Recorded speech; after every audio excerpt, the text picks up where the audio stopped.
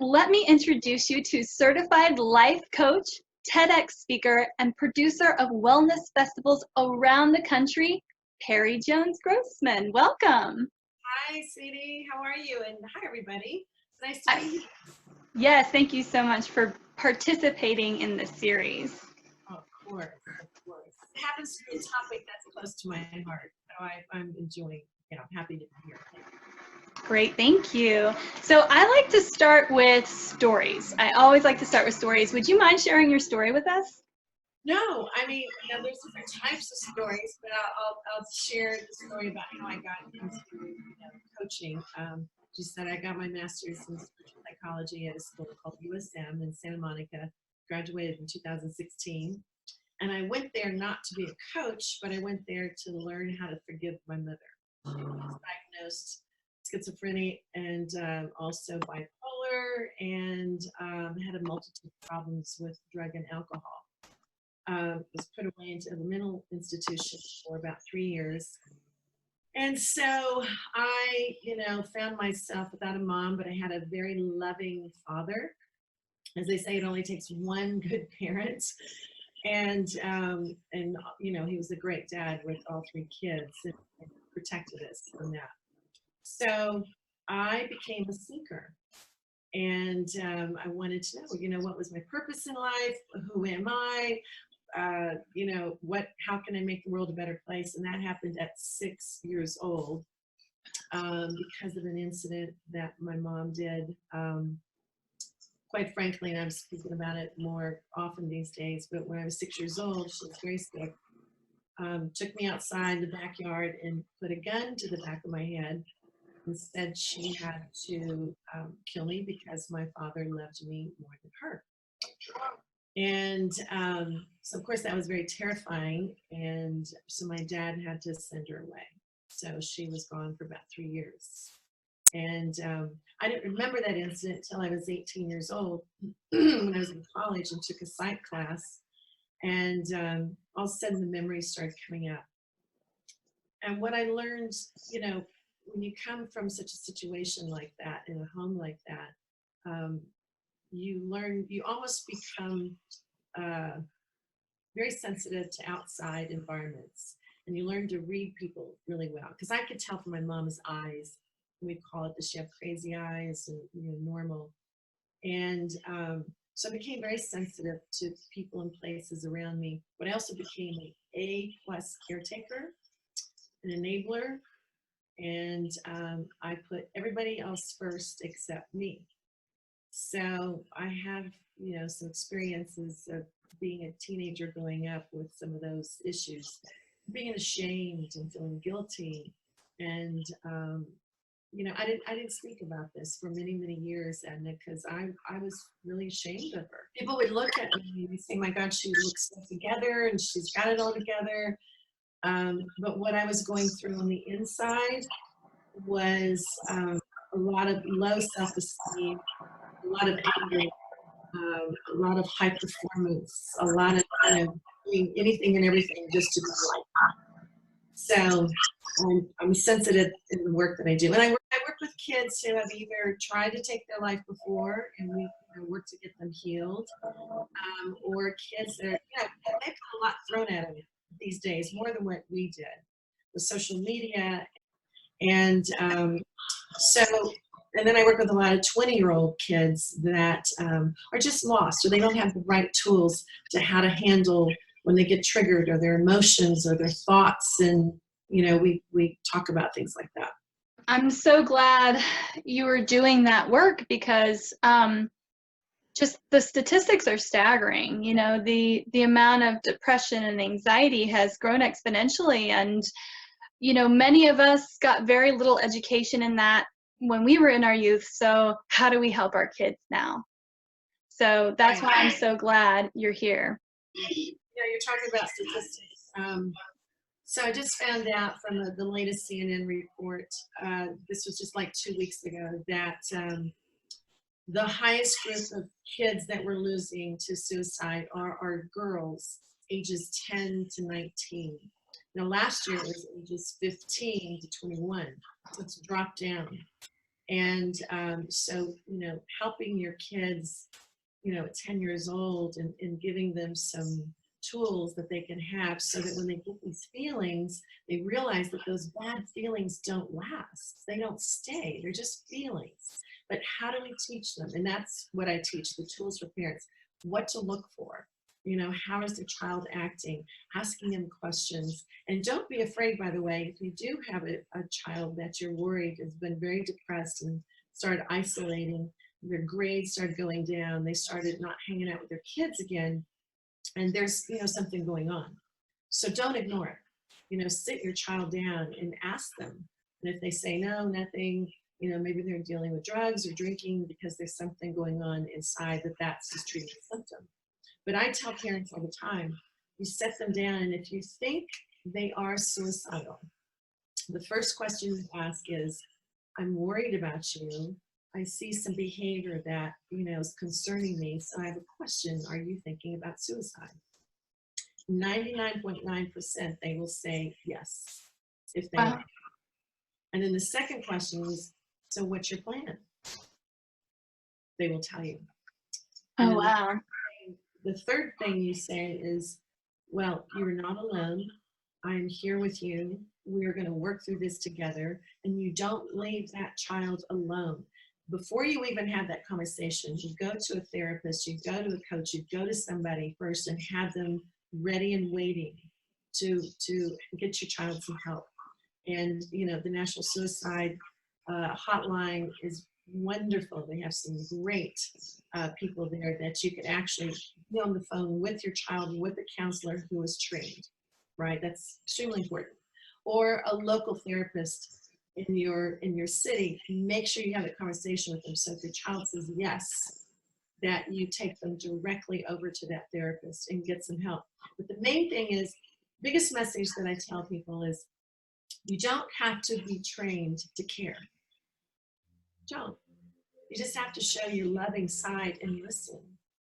And so many people will say, well, I don't want to get involved and, let them work it out no, the days of not getting involved in each other's lives, in particular kids' lives, those days are over. We cannot afford not to get involved. So, and those kids, I'll tell you, sometimes if you just ask them and just say, hey, I see you, I care about you, what's going on? That's so amazing and the greatest first step that you can make. And tell them, I'm glad you're here today. And, we brought in Kevin Hines, who was a suicide survivor, jumped off the Golden Gate Bridge. And the minute he let go, he wished he didn't. And he was saved by a sea lion. Wow. So his life purpose is going around to all the schools in this nation around the world and holding assemblies about teaching kids, sharing the story, and letting kids know they're not alone, and just because they might look okay and they might seemingly be okay, but something is off, I guarantee you, ask them what's happening. And parents will say that to me too. They'll say, well, I'm not really trained like you like me. I don't know what to say. And I say, you just sit them down and just say, hey, I love you. I'm concerned, honey. What's going on? That right there is enough. So the main reason why I'm so glad that you're here and we're talking about this, the series is about how to motivate your teen to think about their future. And so there's a couple of reasons. If you're getting a little resistance from your teen, there's a couple of reasons why that could be. And so we're talking to other people about, well, maybe they just don't know, maybe they're afraid to say. The reason why I have you here is because if they're in crisis, they can't think 5 years down the road. They can't even think 5 days down the road sometimes. So how can we determine? So if a parent has a teen that's just, I don't know, not engaging in the question, what are some of the steps that they can take to determine if they are in crisis? Because then if they are, we have to take a different set of action steps, right? So how do we determine? Well, okay, simple signs that, let you know something's off. Like if they start isolating, if they go into their room, if they lose weight, if they lose their appetite, if you notice they're, on their computer all day and all night, and you're not monitoring what they're watching, you don't know. Also, they start shifting their personality changes. And what the tools are that are so important for parents to know and for kids to know is to teach them emotional mastery and mindset mastery. Because what kids don't understand is when an emotion comes up, it's a trigger. And if they're not feeling that balanced anyway, that emotion could be grief or self-loathing, self-hate. I'm not as good as that person on social media. I feel like I'm losing friends. People are making fun of me, and I start isolating. You have to let that teen know it's only an emotion. It doesn't stay, because their brains are not fully developed until they're 26 years old. So learning how to self-soothe is very important. And we teach meditation, we teach prayer. Meditation is so important in teaching your kids on how to self-soothe. And if you don't do it as a parent, I recommend you start the practice. Because the kids watch what we do, so a lot of times if we come home and we're upset and we go out and we pour a glass of wine, or we go and pop a Xanax, or we go and, the kids are watching. So they're going to do the same thing. But if you come home and say, you know what, I just need some time for myself. I'm going to go in a room and space for about 10 minutes and just kind of meditate and let this bad feeling or negative emotion just pass through. They're only visitors. Our emotions don't stay in that same step constantly. If they do, and you determine that they need to go and be, diagnosed, maybe they have bipolar issues, some other deeper issues, then you need to go and do that. That's important. But just letting them know this too shall pass. It's not permanent. Because if the child gets to the point where they want to end their lives, it's not that they want to end their lives, they want to end the pain. So the questions you ask are, are you in pain? And tell me about the pain you're in. Is it emotional? What happened? I'm here to help you. And tell a personal story, because they don't want to be determined that they're the problem child, or that they're mentally ill, or they're emotionally ill, right? We still have that stigma, unfortunately. But if you just go to them and you list yourself and say, you know what, I remember I had a time that I felt that way. And they'll listen, like, well, what did you do? And you share with them what were some of the traits that you went and took care of yourself and took care of and changed that mindset and that emotional mindset. So it's and kids' emotions, and girls in particular, they're all over the place when they're adolescents and become teenagers. Oh my God, everything is much bigger and worse than it could possibly be. But if you let them know, don't put them down or say, you need to get over it, or I got to take you to the doctor, give you some medicine, you've been moping around too long. That's not being in your loving, And even as a friend, if they have a friend that's changing and pulling back and maybe wearing different clothes, changing their haircut, become moody, those are some signs you need to start being aware of, and don't ignore them. One of the things that I really appreciate from what you said is that, a lot of times we know as parents what these teens are feeling is just the teen years. They'll get over it. And so we just don't engage. We just don't acknowledge, and we just let them grow out of it. But what you said was actually go to them and teach them that it's okay to feel what you're feeling, but it's not going to last forever. So you actually do that. And I also loved how you said you can start by being an example, right? So how do we help our teens learn how to cope with this? Well, some of us need to learn how to cope with it ourselves first, because we weren't taught. No, that's true. Yeah, I mean, I didn't learn these tools and techniques until I was in my 50s. I learned coping skills on my own, but they weren't the best coping skills. You know, I learned to repress emotions until I repressed for so long that I would blow up and leave a big mess, right? Or I would become physically sick. Or it's almost, you need to realize with your teen, between the ages of 10 to 26, and you know, we only have them until they're 18, 19, they go to college, but we just try to guide them and let them know that everything they're feeling is okay. It's not abnormal. What is abnormal is, what is it that's making them sad? What is it that's hurting them? What is it that's taking their joy away? And what is it that's taking their self-esteem away? That's what you need to get to the bottom of. You know, and I'll tell you, most of it is through social media. Most of it is, you know, it's like these gang of kid groups that they have to, you know, be exactly the way they are and do things and say things that they wouldn't normally want to, but they just want to belong. They don't want to be different. They don't want to be ruled out and said, hey, you know, I'm worried about you. But if they are in any kind of emotional crisis, it's so important, even if they tell you to go away. I have a 15-year-old daughter and a 17-year-old son. I'm probably the last person my daughter wants to talk to. I'm being really serious. My son and I are very close. We talk about everything. But with my daughter, you know, she was going through a moody thing. But I knew her godmother really well, and I said, "Would you please sit down with you know, with Saba and help her and talk her through some stuff?" So it's okay to find a tribe. Find some other people, mentors. If your daughter doesn't listen to you, your son doesn't listen to you, find somebody that they do love, and don't take it personally.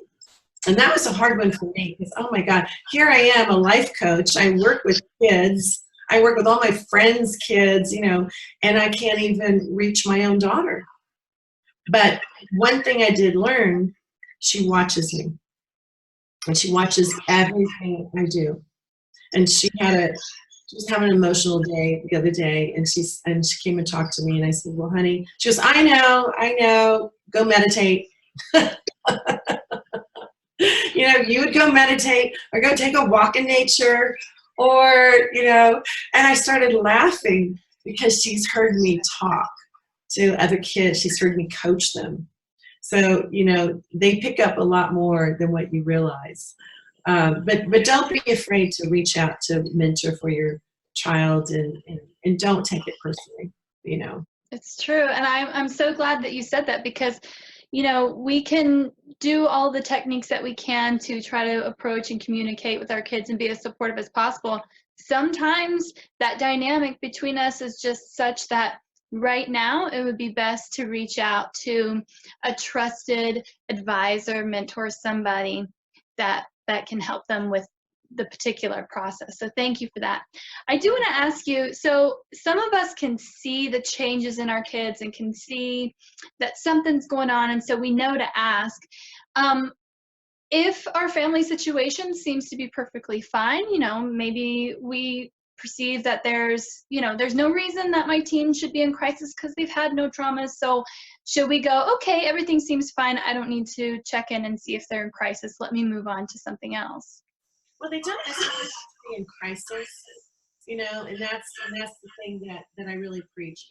One thing I want to say too, if you are talking to a child, be honest, be open, don't be judgmental, okay? And don't let your emotions get the best of you, where if they share their emotions and you don't like what they're saying, don't react emotionally to them, okay? Just put it in check and realize, hey, I'm the adult here, and I got to stand for my child, because it's from their own pain. So I just wanted to add that before this. So what you're talking about, you do a check-in with your kids. Like, let's say that they're getting ready to go to college, and you know, you just check in with them and say, hey, are you doing, because what you want to look for, did I give my kids all the tools I can possibly give them in their toolbox before they go away and they face the big bad world by themselves, right? So you teach them the tools. Do they know how to self-soothe besides alcohol and drugs? Do they know who to talk to if they get into some weird thinking, because our brains can go crazy, perceptions of ourselves can go crazy, and it's not the truth? Do they know how to recognize it, right, and be aware of it? And it's like, okay, wait a minute. My brain's telling me that I'm not that pretty, or I'm overweight, or this person doesn't like me. Do they know how to recognize those thoughts and go, wait a minute, that's not true. What the truth is about me is more the positive. Do they know how to control their emotions? Do they know that their emotions, all of their emotions, are good? If anger comes up, teach them, hey, anger is up. Why am I angry? And not because that person did something, so I'm angry. You say that person did something or said something that made me, triggered me to be angry. What is it inside of me that's causing this?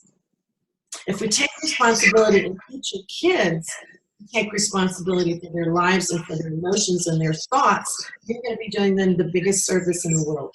Because then they won't keep blaming people. And then they don't get to come home and say, well, I didn't do that well. I couldn't do it because I had all these things against me and it was everybody else's fault. Therefore, I'm going to come home and just smoke pot all day. Oh, you teach them from the get-go. They co-create their lives.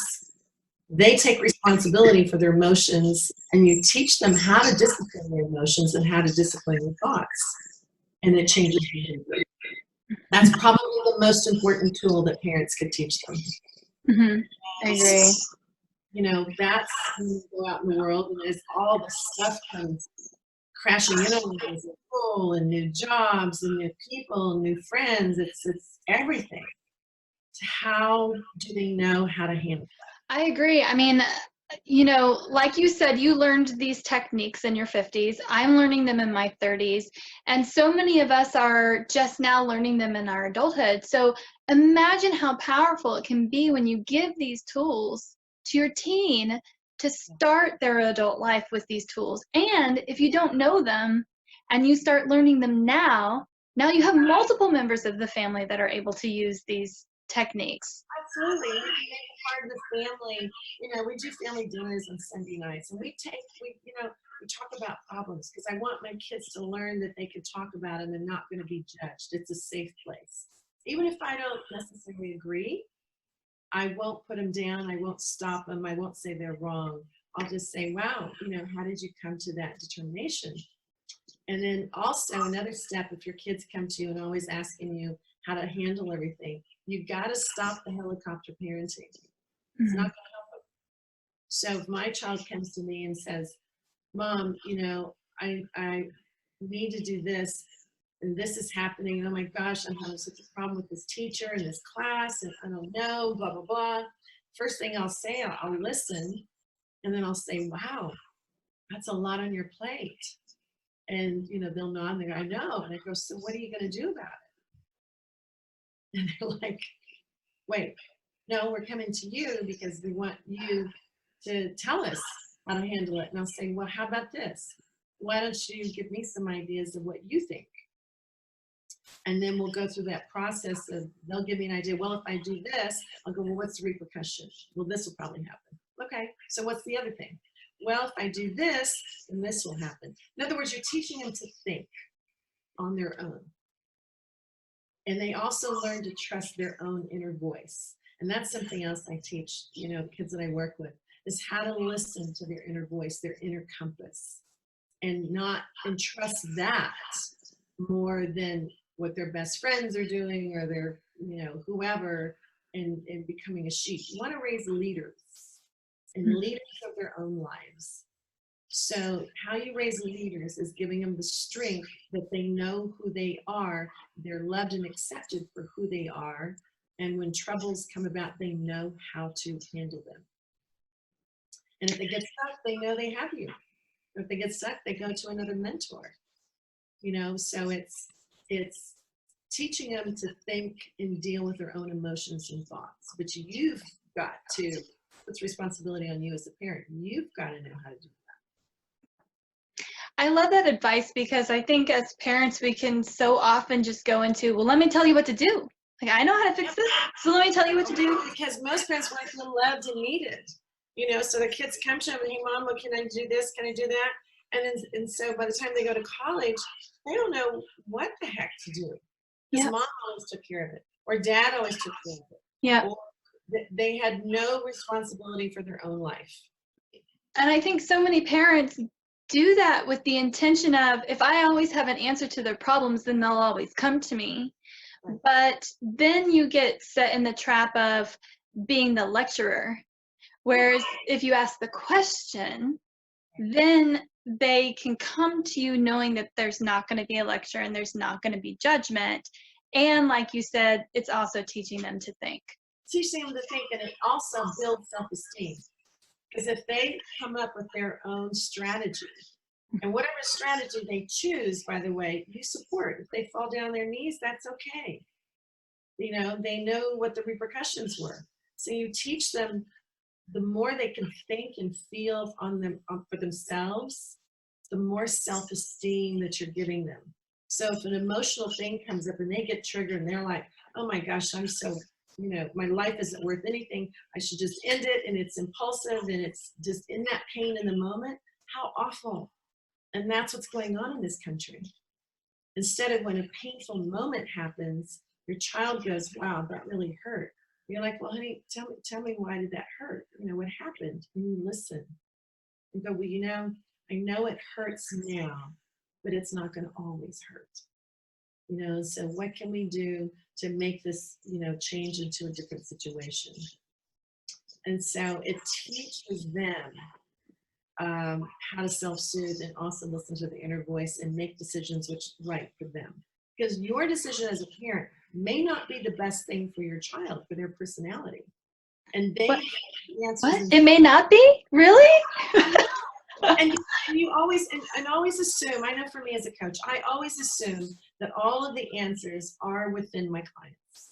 I just know the right questions to ask. So I'm not telling them what to do. I'm asking them, what do you, like I said, what are you going to do about that? Wow. And I'll brainstorm with them. Well, you could do that. You could do this. What else could you do? And then their brain is thinking, you know, and you don't start putting those grooves in that, okay, every time something bad happens, your brain just says, watch out for that person. Don't trust, don't blah, blah, blah. The brain starts thinking and starts, you know, solving problems. And also the thing is, don't ignore. I mean, hit it right on. And Kevin Hines taught me that, especially if you think someone is suicidal. You don't pretend. You don't talk about it like the pink elephant in the room and talk around it. You come right at it in love. And I do the same thing, you know, with emotions or see different things. I'll sit down and I'll say, what's going on, honey? You know, what is it? And I'm here to help you. There's why I want to talk about it right now. Okay, but I'm here if you need my help. And then I'll always say, remember how you're feeling right now. It's not going to last, baby. It's not going to last. You know, it's just a passing emotion that's going through, but this too shall pass. And you have to let your child know that because emotions are so strong and their mindset can be so strong that they get locked into something that they don't know that it's just passing through. It's not perfect. I know it hurts right now. And you recognize and you have empathy and compassion, you know, and don't make the mistake of teaching a kid to repress either. You know, saying, oh, that's no big deal. Listen, let's get up. Let's, you know, let's get our clothes on and let's go, you know, shopping and forget about that. Because it doesn't leave. Those emotions stay repressed within their body. And then they start getting sick physically. Then the pain is even greater. They want to, you know, drink more. They want to take drugs more. They want to jewel more. They want to do all these things that teenagers do to not feel the pain of lessons that they need to learn. And you got to teach your child it's okay. You know what? It's okay to be sad. It's okay to have grief. You know, you don't have to just pop a pill right away when that emotion comes up. Let it ride through. It's just passing through. It's just showing what's going on, and it's okay. They don't have to be happy and perky all the time. So giving them permission to feel their feelings is extremely important. And you as a parent not talking them out of their feelings. You know, instead of saying, oh, I know you're really sad, but look at the other things that are really good in the world. Look at this and what's happened and blah, blah. That's pressing. instead of saying, wow, honey, I'm so sorry. You're sad. I understand why you're sad. Is there anything I can do?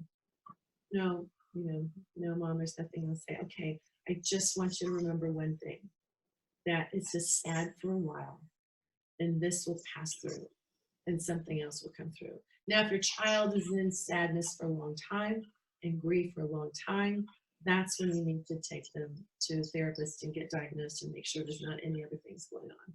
That's important.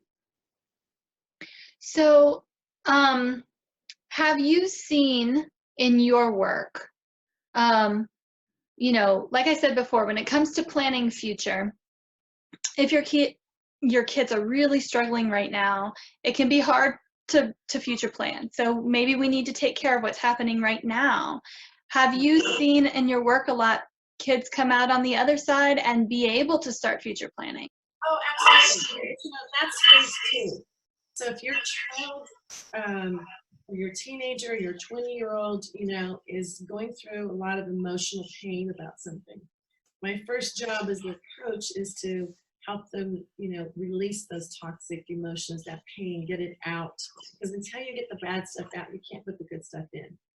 And then when they're out of pain, when they're emotionally healed, they have the tools, and then we start talking about purpose, and what I believe, from the Happiness Project and everything, is the best way that we're the happiest is when we're being in service, right? When we're giving, because we're outside of ourselves and thinking about other people.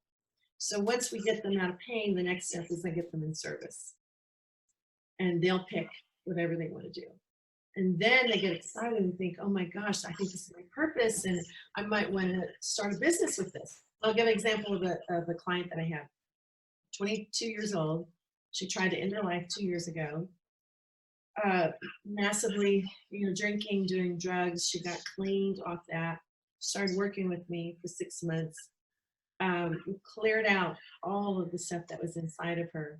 And she happened to find this one tool that I'm very big with: brain work, a lot of brain technique, brain optimization, brain spotting, EMDR, things like that for trauma. And she couldn't sleep. So she went to a teacher with brain optimization, and it worked. And she started sleeping.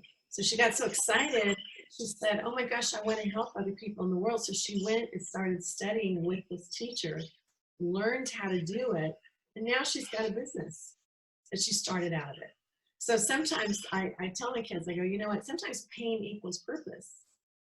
But you don't know, you can't get to that purpose part in the future planning or goal planning until you get out of pain. Because you'll be looking through everything in your life through the eyelids of pain. So getting them out of pain is the first step.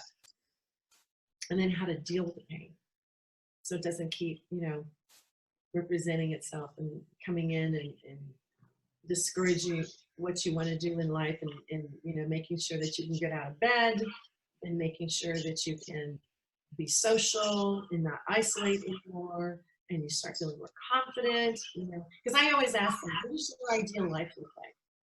If I had a magic wand, I was your magic godmother, what would your life look like? And they tell you. And then I'll say, all right, so it's my job to help you get to that point. And, do you trust me to do it? And they're like, yeah. And they do the work. My 20-year-olds do the work more than my older clients, because they want to learn these skill sets now. And how great, they get to learn it in their 20s. I've seen it happen. I've seen transformation happen time and time and time again.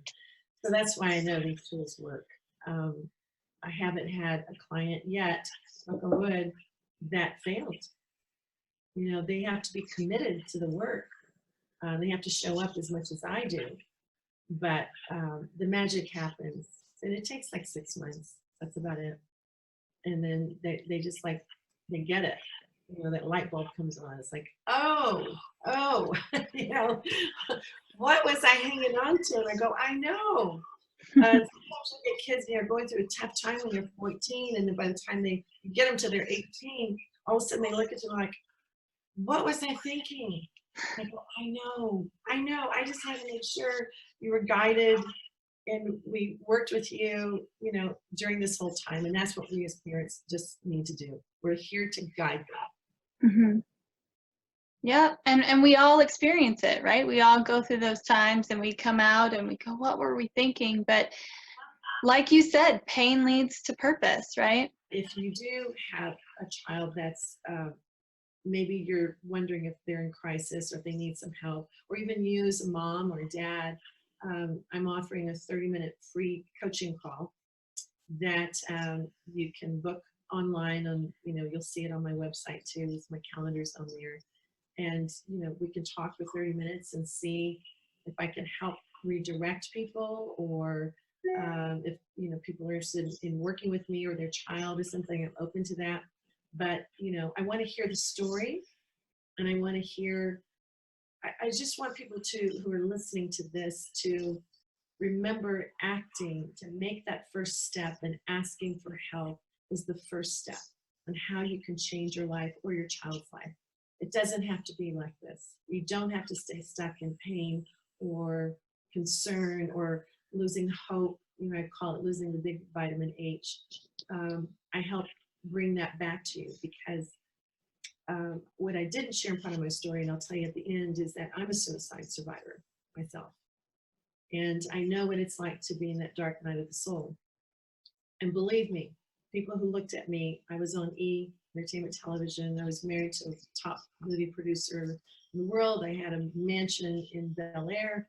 We were trying to have a child, and I was going through all kinds of infertility and the drugs and all this. And my husband came home, just asked for a divorce because I couldn't get pregnant.